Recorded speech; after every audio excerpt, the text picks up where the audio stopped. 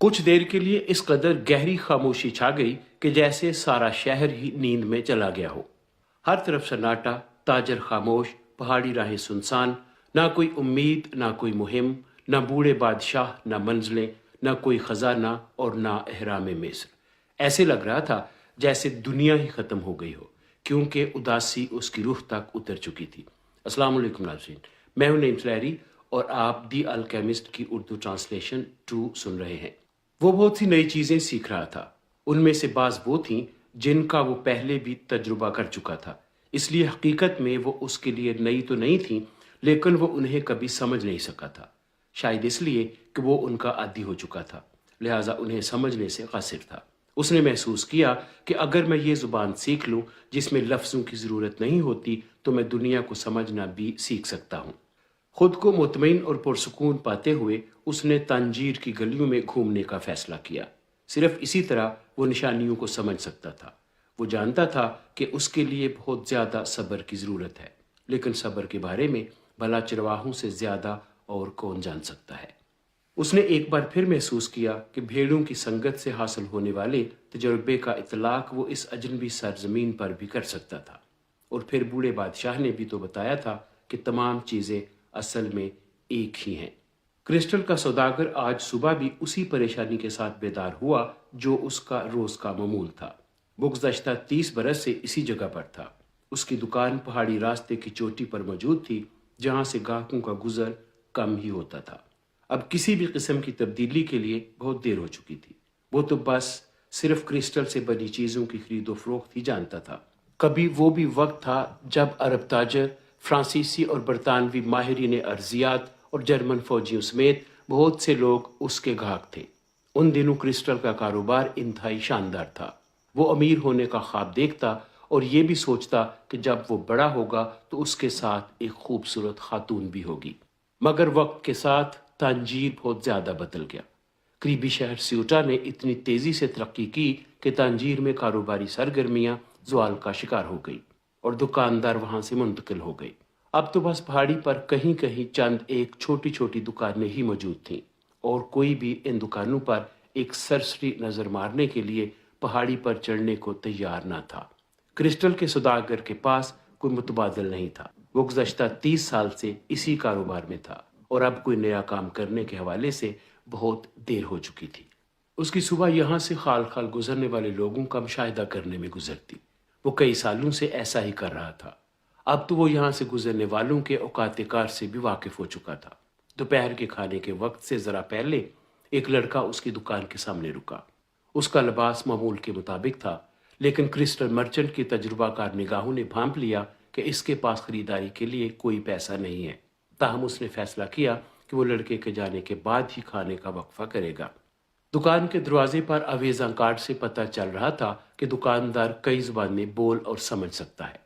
لڑکے نے کاؤنٹر پر کھڑے آدمی سے کہا، اگر آپ چاہیں تو میں ونڈو میں پڑے کرسٹل صاف کر سکتا ہوں، کیونکہ جس حالت میں یہ اب ہیں اس طرح تو انہیں کوئی بھی خریدنا نہیں چاہے گا۔ دکاندار نے کوئی جواب دیے بغیر لڑکے کی طرف دیکھا۔ بدلے میں آپ مجھے کھانے کے لیے کچھ دے دینا، لڑکے نے کہا۔ دکاندار اب بھی خاموش رہا۔ لڑکے نے سوچا کہ وہ کسی فیصلے پر پہنچنے کی کوشش کر رہا ہے۔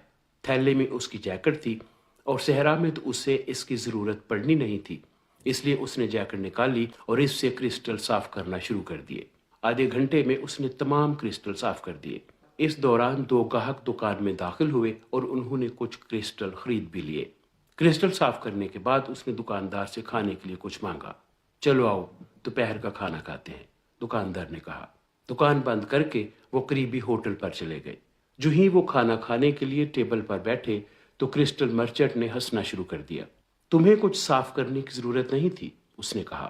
ہمیں تو قرآن بھوکوں کو کھانا کھلانے کی تلقین کرتا ہے۔ تو پھر آپ نے مجھے یہ سب کرنے کی اجازت کیوں دی؟ لڑکے نے پوچھا۔ کیونکہ کرسٹل گندا تھا اور مجھے اور تمہیں، ہم دونوں کو اپنے اپنے ذہن صاف کرنے اور منفی خیالات سے نجات کی ضرورت تھی۔ جب وہ کھانا کھا چکے تو تاجر نے لڑکے سے کہا، میں چاہتا ہوں کہ تم میری دکان میں کام کرو۔ آج جب تم کام کر رہے تھے تو 2 گاہک آئے تھے، جو ایک نیک شگون ہے۔ چوراہے نے سوچا کہ لوگ نشانیوں کے بارے میں باتیں تو بہت کرتے ہیں، مگر وہ یہ واقعی نہیں جانتے کہ وہ کہہ کیا رہے ہیں۔ جیسا کہ میں کئی سالوں سے یہ نہیں جانتا تھا کہ میں اپنی بھیڑوں کے ساتھ ایک ایسی زبان بول رہا تھا جو الفاظ کی محتاج نہیں تھی۔ کیا تم میرے لیے کام کرنے کو تیار ہو؟ سوداگر نے پوچھا۔ میں آج کا باقی دن، لڑکے نے جواب دیا، اور ساری رات صبح تک کام کر کے دکان میں موجود ایک ایک کرسٹل چمکا دوں گا، اور اس کے بدلے مجھے کل مصر روانہ ہونے کے لیے رقم چاہیے ہوگی۔ سوداگر ہنس پڑا۔ اگر تم سارا سال میرا کرسٹل صاف کرتے رہو، یہاں تک کہ ہر ایک کرسٹل فروخت کر کے کمیشن بھی حاصل کر لو، تو پھر بھی تمہیں مصر پہنچنے کے لیے رقم ادھار لینا پڑے گی، کیونکہ یہاں سے لے کر مصر تک ہزاروں کلومیٹر صحرا پر محیط مسافت ہے۔ کچھ دیر کے لیے اس قدر گہری خاموشی چھا گئی کہ جیسے سارا شہر ہی نیند میں چلا گیا ہو۔ ہر طرف سناٹا، تاجر خاموش، پہاڑی راہیں سنسان، نہ کوئی امید، نہ کوئی مہم، نہ بوڑھے بادشاہ، نہ منزلیں، نہ کوئی خزانہ، اور نہ احرام مصر۔ ایسے لگ رہا تھا جیسے دنیا ہی ختم ہو گئی ہو، کیونکہ اداسی اس کی روح تک اتر چکی تھی، اور وہ وہاں بیٹھا خالی نگاہوں سے کیفے کا دروازہ تک رہا تھا۔ کاش وہ مر گیا ہوتا، کاش اس لمحے سب کچھ ہمیشہ کے لیے ختم ہو گیا ہوتا۔ سوداگر نے پریشانی سے لڑکے کی طرف دیکھا۔ اس نے جو خوشیاں آج صبح دیکھی تھیں سب غائب ہو چکی تھیں۔ میرے بچے، میں تمہیں اتنی رقم دے سکتا ہوں جتنی تمہیں اپنے وطن واپس جانے کے لیے درکار ہے، سوداگر نے کہا۔ لڑکا خاموشی سے اٹھا، لباس درست کیا، اپنا تھیلا اٹھایا اور بولا، میں آپ کے لیے کام کروں گا، اور پھر قدرے خاموش رہنے کے بعد دوبارہ بولا، مجھے کچھ بھیڑیں خریدنے کے لیے پیسے چاہیے۔ لڑکے کو کرسٹل مرچنٹ کی دکان پر کام کرتے ہوئے تقریباً 1 ماہ گزر چکا تھا۔ اسے احساس تھا کہ یہ ایسا کام ہرگز نہیں جس سے اس کو خوشی مل سکے۔ سوداگر سارا دن کاؤنٹر پر بیٹھا بڑبڑاتا اور لڑکے کو یہی کہتا رہتا، دھیان سے، ذرا احتیاط سے، کہیں کوئی کرسٹل ٹوٹ نہ جائے۔ اگرچہ دکاندار ایک بوڑھا چڑچڑا انسان تھا، لیکن لڑکے کے ساتھ اس کا رویہ اچھا تھا، اس لیے وہ دکان پر کام کیے جا رہا تھا۔ وہ جو کرسٹل بیچتا اس پر اسے کمیشن بھی ملتا۔ وہ کچھ پیسے بچا بھی چکا تھا۔ ایک دن اس نے حساب لگایا کہ اگر وہ ہر روز اسی طرح کام کرتا رہے تو تب کہیں 1 سال بعد اس قابل ہوگا کہ چند بھیڑیں خرید سکے۔ میں کرسٹل کے لیے ایک شو کیس بنانا چاہتا ہوں، لڑکے نے کہا۔ اسے ہم باہر رکھیں گے تاکہ پہاڑی کے نشیبی حصے سے گزرتے ہوئے لوگ اس کی طرف متوجہ ہو سکیں۔ میں نے پہلے کبھی ایسا نہیں کیا، دکاندار نے جواب دیا۔ لوگ پاس سے گزرتے ہوئے اس سے ٹکرائیں گے تو کرسٹل ٹوٹ جائیں گے۔ اچھا، جب میں اپنی بھیڑیں لے کر میدانوں میں جاتا تھا تو خدشہ رہتا تھا کہ سانپ کے ڈسنے سے کوئی بھیڑ مر نہ جائے، لیکن بھیڑوں اور چرواہوں کی زندگی تو بس ایسی ہی ہوتی ہے۔ دکاندار ایک گاہک کی طرف دھیان دینے لگا جو 3 کرسٹل خریدنا چاہتا تھا۔ آج کل بکری خوب ہو رہی تھی۔ ایسا لگتا تھا کہ وہی پرانے دن لوٹ آئے ہیں جب اس سڑک کا شمار تنجیر کے اہم ترین کاروباری مراکز میں ہوتا تھا۔ گاہک کے جانے کے بعد دکاندار نے لڑکے سے کہا، کاروبار میں واقعی بہتری آئی ہے، میری کمائی اچھی ہو رہی ہے، اور امید ہے کہ تم بھی جلدی کچھ بھیڑیں خرید کر ریوڑ بنا لو گے۔ تو پھر زندگی سے زیادہ کی طلب کیوں کرنی چاہیے؟ اس لیے کہ ہمیں شگون سمجھنے چاہیے، لڑکے نے جواب دیا۔ لیکن اچانک اس نے محسوس کیا کہ اسے یہ بات نہیں کرنی چاہیے تھی، کیونکہ دکاندار تو کبھی بوڑھے بادشاہ سے ملا ہی نہیں تھا۔ یہ اصول مطابقت کہلاتا ہے۔ یہی آغاز کرنے والوں کی قسمت ہے، کیونکہ زندگی منزل کے حصول میں ہماری معاون بننے کی خواہش مند رہتی ہے، بوڑھے بادشاہ نے کہا تھا۔ مگر دکاندار تو لڑکے کی باتیں سمجھ رہا تھا۔ دکان میں اس کی موجودگی ایک نشانی ہی تو تھی۔ وقت کے ساتھ اس کی کمائی میں بہتری آ رہی تھی، اس لیے اسے اس بات پر قطعاً افسوس نہیں تھا کہ اس نے لڑکے کو کام پر کیوں رکھا، بلکہ اسے تو اس کے حق سے بھی زیادہ مل رہا تھا۔ دکاندار تو اس خیال کے ساتھ کہ وہ جلد اپنا ریوڑ بنا لے، اسے تنخواہ کے ساتھ ساتھ مناسب کمیشن بھی دے رہا تھا۔ دکاندار نے باہر شوکیس میں مال رکھنے کا معاملہ ٹالنے کی غرض سے پوچھا، تم احرام مصر کیوں جانا چاہتے ہو؟ اس لیے کہ میں نے ان کی بہت زیادہ تعریف سن رکھی ہے، لڑکے نے جواب دیا، مگر وہ خواب والی بات دبا گیا۔ ویسے بھی خزانہ تو اب اس کے لیے ایک ایسی تکلیف دہ یاد بن چکا تھا جس کے بارے میں وہ سوچنے سے بھی گریزاں تھا۔ میرا نہیں خیال کہ یہاں آس پاس کوئی ایک بھی ایسا انسان ہو جو احرام مصر کے لیے صحرا عبور کرنا چاہے گا، دکاندار نے کہا۔ ویسے بھی وہ پتھروں کا ایک ڈھیر ہی تو ہے، ویسا تو ایک تم اپنے گھر کے عقبی صحن میں بھی بنا سکتے ہو۔ آپ نے کبھی سفر کرنے کے خواب ہی نہیں پالے؟ لڑکا یہ کہہ کر اس گاہک کی طرف مڑ گیا جو ابھی ابھی دکان میں داخل ہوا تھا۔ 2 دن بعد دکاندار نے لڑکے سے شو کیس والی بات دوبارہ چھیڑی۔ مجھے تبدیلی زیادہ پسند نہیں، اس نے کہا۔ میں اور تم دکاندار حسن کی طرح امیر نہیں ہیں۔ اگر وہ خریداری میں کوئی غلطی کر بھی دے تو اس کا کاروبار زیادہ متاثر نہیں ہوگا، لیکن ہم دونوں کو اپنی غلطیوں کا خمیازہ بھگتنا پڑے گا۔ لڑکے نے سوچا کہ اس کی بات میں دم تو ہے۔ تمہارے خیال میں ہمیں شوکیس کیوں بنانا چاہیے؟ میں جلد اپنا ریوڑ بنانا چاہتا ہوں۔ جب قسمت ہمارا ساتھ دے رہی ہو تو ہمیں اس کا فائدہ اٹھانا چاہیے، اور اس کا ساتھ ویسے ہی دینا چاہیے جیسے وہ ہمارا ساتھ دے رہی ہوتی ہے۔ اسے ہی اصول مطابقت کہتے ہیں۔ دکاندار کچھ دیر خاموش رہنے کے بعد بولا، ہمارے نبی کریم صلی اللہ علیہ وآلہ وسلم نے ہمارے لیے قرآن مجید اور اپنی سنت چھوڑی ہے، اور ہمیں اپنی زندگی میں صرف 5 ارکان پورا کرنے ہیں۔ پہلا اور سب سے اہم یہ کہ ہم اللہ تعالیٰ پر ایمان لائیں، دن میں 5 بار نماز پڑھیں، رمضان کے روزے رکھیں اور زکوٰۃ دیں۔ وہ تھوڑی دیر رکا اور نبی اکرم صلی اللہ علیہ وآلہ وسلم کا ذکر زبان پر آتے ہی اس کی آنکھوں سے آنسو نکل آئے۔ وہ ایک سچا اور عقیدت مند مسلمان تھا اور ہر حال میں اسلام کے مطابق زندگی بسر کرنا چاہتا تھا۔ 5واں فرض کیا ہے؟ لڑکے نے دریافت کیا۔ 2 دن پہلے تم نے کہا تھا کہ میں نے کبھی سفر کرنے کا خواب نہیں دیکھا۔ دکاندار نے جواب دیا، ہر مسلمان کا 5واں فرض حج کی ادائیگی ہے۔ ہمارا فرض ہے کہ ہم زندگی میں کم از کم ایک بار ضرور مکہ مکرمہ خدا کے گھر کی زیارت کریں۔ مکہ مصر سے کہیں زیادہ دور ہے۔ جوانی میں میری خواہش تھی کہ میں پیسہ جمع کر کے کاروبار کروں اور جب امیر ہو جاؤں تو حج کے لیے مکہ جاؤں۔ میں نے پیسے تو کمانا شروع کر دیے، لیکن مجھے کوئی ایسا انسان نہ ملا میں جس کے حوالے اپنی دکان کر سکتا۔ اس دوران حاجیوں کے کئی قافلے میری دکان کے سامنے سے گزرے۔ ان میں سے بعض اونٹوں اور ملازمین کے ساتھ قافلوں کی صورت میں جانے والے انتہائی صاحب ثروت لوگ تھے، لیکن اکثریت ان لوگوں کی تھی جو مجھ سے بھی زیادہ غریب تھے۔ وہاں جانے والے تمام لوگ حج کی ادائیگی پر بہت زیادہ خوش تھے۔ ان میں سے ایک موچی بھی تھا۔ ظاہر ہے وہ تو جوتے مرمت کر کے روزی روٹی کماتا تھا۔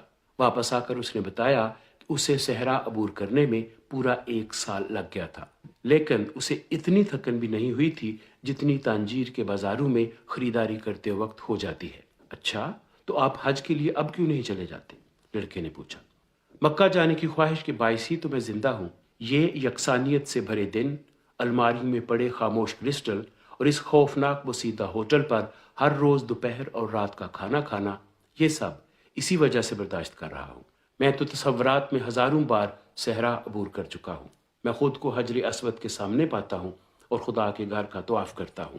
میں چشم تصور سے یہ بھی دیکھتا ہوں کہ خدا کے گھر میں میرے جاننے والے اور لوگ بھی ہیں، کچھ میرے دائیں بائیں اور کچھ آگے، اور ہم سب اللہ کو یاد کرتے اور دعائیں مانگتے ہیں۔ میں تو بس اسی تصور کے سہارے جیے جا رہا ہوں۔ دکاندار نے اسی دن لڑکے کو شو کیس بنانے کی اجازت دے دی۔ ہر کسی کا خواب اتنی جلدی حقیقت نہیں بنتا۔ 2 ماہ کے دوران دکان پر گاہکوں کی آمد و رفت اور کاروبار میں اچھا خاصا اضافہ ہوا۔ لڑکے نے اندازہ لگایا کہ اگر وہ مزید 6 ماہ کام کرے تو اسپین واپس جا کر 60 بیڑے خرید سکے گا، اور پھر مزید 60۔ یوں 1 سال میں اس کا ریوڑ دگنا ہو جائے گا، اور وہ عربیوں کے ساتھ کاروبار بھی کر سکے گا، کیونکہ اب وہ ان کی زبان بول سکتا تھا۔ اس روز مارکیٹ میں پیش آنے والے واقعہ کے بعد سے اس نے یوریم اور تھمیم کا استعمال نہیں کیا تھا، کیونکہ مصر اب اس کے لیے ویسا ہی ایک خواب تھا جیسا دکاندار کے لیے حج پر جانے کا خواب تھا۔ لڑکا اپنے کام سے لطف اندوز ہوتا اور سارا دن ایک فاتح کی طرح طریفہ کی بندرگاہ پر اترنے کے خواب دیکھتا رہتا۔ تم جو چاہتے ہو اس کا تمہیں ادراک ہونا چاہیے، بوڑھے بادشاہ نے کہا تھا۔ لڑکا یہ بات سمجھ چکا تھا اور اب اس پر عمل بھی کر رہا تھا۔ شاید یہ خزانے کا خواب ہی تھا جو اسے اس اجنبی سرزمین پر لے آیا تھا، جہاں اس کی ملاقات ایک چور لٹیرے سے ہوئی، اور یہیں پر وہ اس قابل ہوا کہ اپنا ریوڑ دگنا کر سکے، اور سب سے اہم یہ کہ اس کام کے لیے اسے کچھ خرچ بھی نہیں کرنا پڑ رہا تھا۔ اسے خود پر فخر ہو رہا تھا۔ اس نے کئی اہم چیزیں سیکھ لی تھیں، جیسے کہ کرسٹل کی پہچان، الفاظ سے بے نیاز گفتگو کا فن اور شگون کو پہچاننا وغیرہ وغیرہ۔ ایک دن وہ پہاڑی کی چوٹی پر ایک آدمی سے ملا جو شکایت کر رہا تھا کہ اتنی مشکل چڑھائی چڑھنے کے بعد یہاں کوئی ایسی مناسب جگہ موجود نہیں جہاں سے کچھ پینے کو مل سکے۔ لڑکا نشانی سمجھ گیا اور دکاندار سے بولا، ہمیں پہاڑی پر آنے والے لوگوں کے لیے قہوہ خانہ کھولنا چاہیے۔ آس پاس کئی لوگ پہلے ہی قہوہ بیچ رہے ہیں۔ دکاندار نے جواب دیا، لیکن ہم قہوہ کرسٹل کے گلاسوں میں پیش کریں گے، لوگ قہوے کا لطف لیں گے اور شاید ساتھ ہی گلاس بھی خرید لیں۔ کسی نے مجھے بتایا تھا کہ خوبصورتی مرد کی کمزوری ہوتی ہے۔ دکاندار خاموش رہا، لیکن شام کو نماز کے بعد دکان بند کر کے اس نے لڑکے سے کہا کہ آؤ بیٹھ کر حقے کا کش لگاتے ہیں۔ آخر تم چاہتے کیا ہو؟ دکاندار نے پوچھا۔ میں آپ کو پہلے ہی بتا چکا ہوں کہ مجھے بھیڑیں خریدنے کے لیے رقم چاہیے، لڑکے نے جواب دیا۔ دکاندار نے حقے پر کچھ مزید کوئلے رکھے اور ایک گہرا کش لگاتے ہوئے بولا، میں گزشتہ 30 سال سے یہ دکان چلا رہا ہوں اور کرسٹل کے بارے میں اچھا برا سب جانتا ہوں۔ اگر ہم کرسٹل کی پیالیوں میں قہوہ بیچتے ہیں تو نہ صرف دکان کو مزید کھلا کرنا پڑے گا بلکہ مجھے اپنا طرز زندگی بھی بدلنا پڑے گا۔ تو کیا یہ اچھا نہیں؟ میں اسی طرح زندگی کا عادی ہو چکا ہوں۔ تمہارے یہاں آنے سے پہلے میں سوچا کرتا تھا کہ اس جگہ پر میں بہت وقت ضائع کر چکا ہوں۔ میرے دوست یہاں سے منتقل ہو گئے۔ ایسا کرنے سے ان میں سے بعض کا تو دیوالیہ نکل گیا اور بعض کے حالات پہلے سے بہتر ہو گئے۔ میں بہت پریشان رہتا تھا، لیکن اب میں سوچتا ہوں کہ میرا فیصلہ زیادہ برا بھی نہیں تھا۔ میری دکان بالکل ویسی ہے جیسی ہمیشہ سے میری خواہش تھی۔ میں کسی قسم کی تبدیلی نہیں چاہتا، کیونکہ میں تو بدلاؤ کے ساتھ چل ہی نہیں سکتا۔ میں جیسا ہوں ویسا ہی ٹھیک ہوں۔ لڑکے کے پاس کوئی جواب نہیں تھا، اس لیے دکاندار نے اپنی بات جاری رکھتے ہوئے کہا، تم میرے لیے خوش بخت ثابت ہوئے ہو۔ آج مجھے ان باتوں کی سمجھ آئی ہے جو میں پہلے کبھی نہیں سمجھ سکا تھا۔ وہ یہ کہ جب خوش بختی کی قدر نہ کی جائے تو وہ بدبختی بن جاتی ہے۔ مجھے زندگی میں اور کچھ نہیں چاہیے، مگر تم میرے اندر وہ امید جگا رہے ہو جس سے میں پہلے نہ آشنا تھا۔ اب جب کہ میں اس سے آشنا ہو چکا ہوں تو مجھے احساس ہو رہا ہے کہ میرے کاروبار میں وسعت کا بہت زیادہ امکان ہے، اور میں نے اگر اس حوالے سے اب کچھ نہ کیا تو میں مایوسی کا شکار ہو جاؤں گا۔ اچھا ہوا کہ میں نے طریفہ میں بیکری والے کو ایسی بات نہیں کہی تھی، لڑکے نے سوچا۔ غروب آفتاب کا وقت تھا اور وہ دونوں حقے کے کش لگاتے ہوئے عربی زبان میں گفتگو کر رہے تھے۔ لڑکے کو اس بات پر فخر تھا کہ وہ بھی عربی بول رہا ہے۔ کبھی وہ سوچا کرتا تھا کہ اس کی بھیڑیں دنیا کی سمجھ بوجھ کے لیے اسے ہر بات سکھا سکتی ہیں، لیکن وہ اس قابل نہیں تھی کہ اسے عربی بولنا سکھا سکتی۔ اس کے علاوہ بھی کئی ایسی چیزیں تھیں جن کا سکھانا بھیڑوں کے بس کی بات نہیں تھی، کیونکہ انہیں تو بس چارے پانی ہی سے سروکار تھا۔ اس نے سوچا، شاید بھیڑیں کچھ بھی نہیں سکھا رہی تھیں، میں خود ہی ان سے سیکھ رہا تھا۔ دکاندار نے خاموشی توڑتے ہوئے کہا، مکتوب، اس کا کیا مطلب؟ لڑکے نے پوچھا۔ اسے سمجھنے کے لیے تمہارا عرب میں پیدا ہونا ضروری ہے، دکاندار نے جواب دیا۔ تمہاری زبان میں اس کا مطلب تقدیر میں لکھا ہو سکتا ہے۔ اس نے چلم کوریدتے ہوئے لڑکے کو کرسٹل کی پیالیوں میں قہوہ بیچنے کی اجازت دے دی۔ آخر وقت کے بھاؤ کے ساتھ چلنا ہی پڑتا ہے۔ چڑھائی کے باعث تھکن کا شکار لوگ جب چوٹی پر پہنچتے تو انہیں خوشگوار حیرت ہوتی کہ قہوہ خانہ میں کرسٹل کے گلاسوں میں پودینے والا قہوہ پیش کیا جاتا ہے۔ میری بیوی نے تو اس کا تصور بھی نہیں کیا ہوگا، ایک گاہک نے دوسرے سے کہا، اور کرسٹل کے گلاس خرید لیے، کیونکہ آج رات اس کے گھر مہمان آ رہے تھے اور اگر وہ ان گلاسوں میں انہیں قہوہ پیش کرے گا تو وہ اس برتن کی خوبصورتی سے بہت زیادہ متاثر ہوں گے۔ اگر قہوہ شیشے کے گلاسوں میں پیش کیا جائے تو خوشبو کے باعث اس کا لطف دوبالا ہو جاتا ہے، دوسرے آدمی نے جواب دیا۔ تیسرا آدمی بھی گفتگو میں شامل ہوتے ہوئے بولا، کرسٹل کے گلاسوں میں قہوہ پیش کرنا تو ایک پر تاثیر مشرق کی روایت ہے۔ بہت جلد دکان کی شہرت دور دور تک پھیل گئی اور گاہک کثرت سے آنے لگے۔ کرسٹل کے گلاسوں میں قہوہ بیچنے والی اور بھی کئی دکانیں شروع ہو گئی تھیں، لیکن جو رش اس دکان پر تھا، جو شہرت اسے نصیب ہوئی، کسی اور کے حصے میں نہ آئی۔ آخر کار دکاندار نے 2 مزید ملازم رکھ لیے اور بڑی مقدار میں قہوہ اور کرسٹل منگوانا شروع کر دیا۔ اس نوکھی دکان کو دیکھنے اور یہاں سے قہوہ پینے کے لیے مرد و خواتین کا رش لگنے لگا اور وقت اسی معمول سے گزرتا رہا۔ لڑکا صبح جلدی بیدار ہو گیا۔ اسے افریقہ میں آئے ہوئے 11 ماہ اور 9 دن گزر چکے تھے۔ اس نے وہ خاص عربی لباس اور جوتے پہنے جو خصوصی طور پر اس دن کے لیے خریدے گئے تھے، اور آہستہ آہستہ سیڑھیوں سے نیچے اتر آیا۔ شہر پر ابھی نیند کی خاموشی تھی۔ اس نے ایک سینڈوچ کھایا اور کرسٹل کے گلاس میں گرما گرم قہوہ پیا، اور پھر قہوہ خانہ کے دروازے میں بیٹھ کر حقے کے چند کش لگائے۔ وہ خاموشی سے بیٹھا، تازہ ہوا کے جھونکے اپنے چہرے پر محسوس کر رہا تھا۔ ہوا میں صحرا کی ریت کی خوشبو تھی۔